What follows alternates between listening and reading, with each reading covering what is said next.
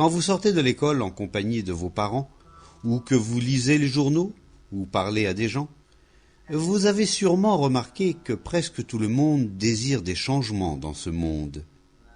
N'avez-vous pas également remarqué que ces mêmes personnes sont en perpétuel conflit les unes avec les autres sur un sujet ou un autre, sur des problèmes d'idées, de propriété, de race, de caste ou de religion?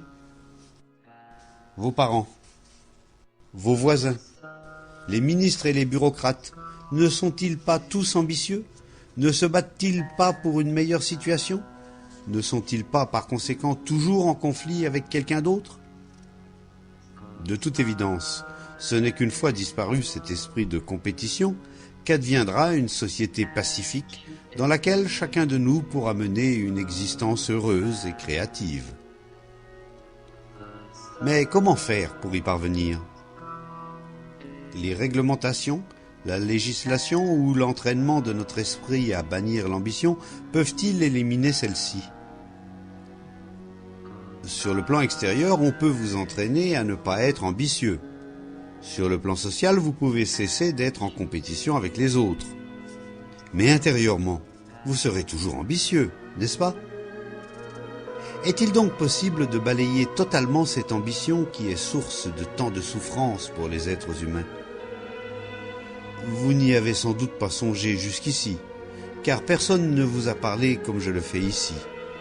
Mais à présent que quelqu'un vous en parle, n'avez-vous pas envie de savoir s'il est possible de vivre dans ce monde une vie riche, pleine, heureuse et créative, sans cet instinct destructeur de l'ambition, sans cette compétition?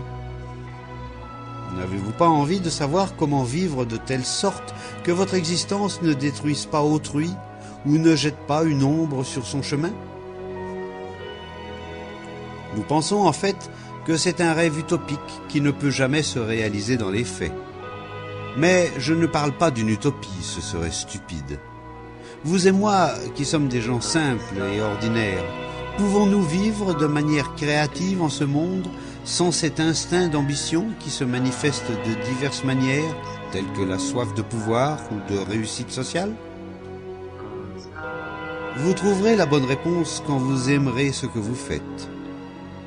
Si vous êtes ingénieur uniquement parce qu'il faut bien gagner sa vie, ou parce que c'est ce que votre père ou la société attendent de votre part, ce n'est rien d'autre qu'une nouvelle forme de contrainte.